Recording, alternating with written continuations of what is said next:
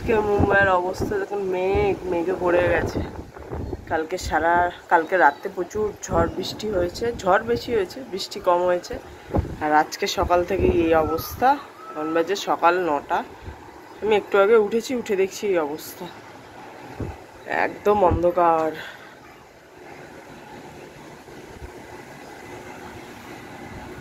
মারাত্মক লেভেলে হাওয়া দিচ্ছে, একদম অন্ধকার হয়ে গেছে।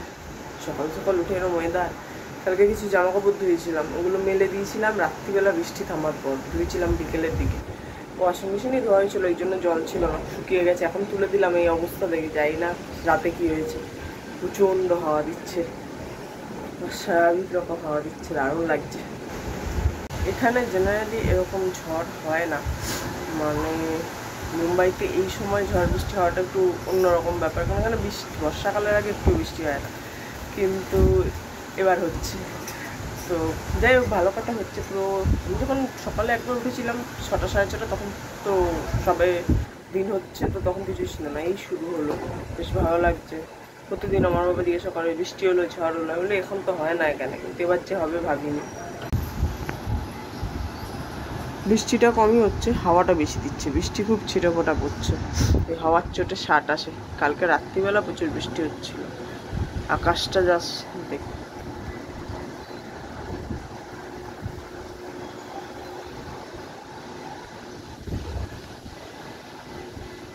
মেঘগুলো সব চলমান, এই হাওয়াতেই মেঘগুলো কেটে যায়, যার জন্য বৃষ্টিও ঠিকঠাক হয় না।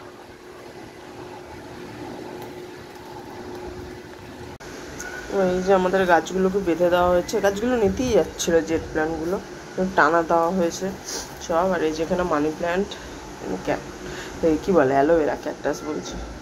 এই যে এরা এমনি রোদ পড়ে না, বিকেল 4টে 4:30 নাগাদ দিক থেকে একটু রোদ আসে। এমনি আমাদের রোদ পড়ে না ব্যালকনিতে, একটু 4টে 4:30 নাগাদ আসে। আজকে তো মনে হচ্ছে সেটাও আসবে না। গাছগুলোতে একটু রোদ দরকার, কিন্তু কী করা যাবে, যা আসে ওই পরে।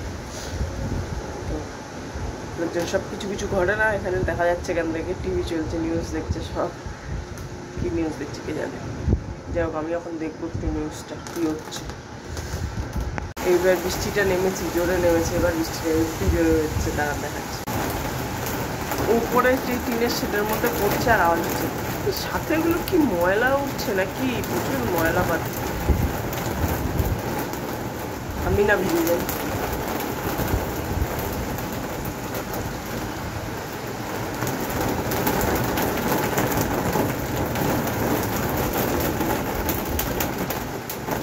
কালকে দেখাচ্ছিল একটু 65% বৃষ্টি আছে, বাট আমি ভাবিনি সকাল সকাল হবে, ভেবেছি বিকালে হবে কালকের মতো। যাই এবার ঘরে যাই, নইলে আমি ভিজে যাবো।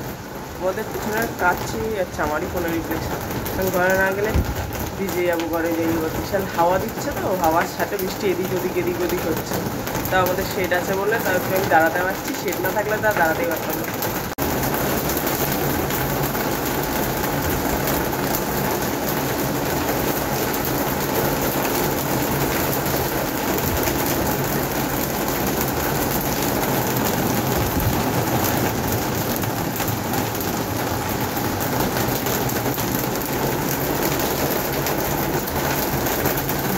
বৃষ্টি কি জোরে বৃষ্টি হচ্ছে দেখছেন, বিশাল ব্যাপার। মুম্বাইতে এই সময় এরকম বৃষ্টি হয়, পার্কের কি অবস্থা কে জানে।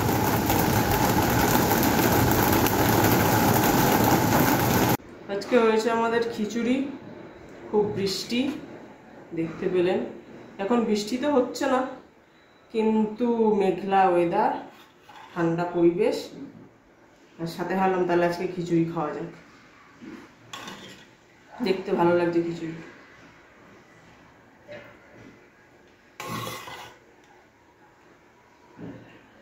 যদিও আমি খিচুড়ি খুব একটা ভালোবাসি না, কিন্তু কখনো কখনো ভালো লাগে, একটু চেঞ্জেস হয় টেস্টের। এখানে তো আমরা নানা রকম সবজি পাই না কলকাতার মতো,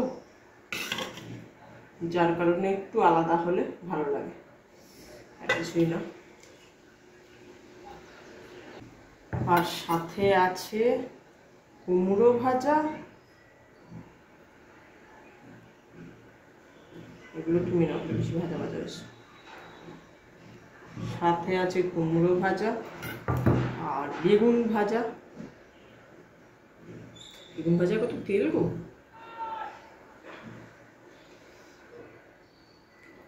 আর আছে সাথে মাছ ভাজা। আজকে সব ভাজাভুজি। এই হলো আজকের আমাদের লাঞ্চ। তার সাথে আম আসছে।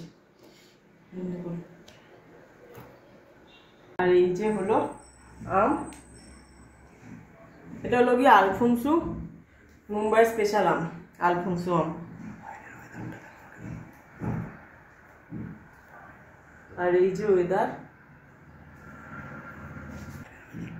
এখানে এখন বৃষ্টি নামবে মনে হচ্ছে। এটা আমাদের হলঘর থেকে বাইরের ভিউটা। এখন বৃষ্টি নামবে, আবার অন্ধকার করেছে, তখন একটু আলো হয়েছিল, আবার বৃষ্টি নামবে নামবে দেখাচ্ছে। অ্যাকচুয়ালি ওয়েদারই দেখাচ্ছে, নামলে দারুণ হবে।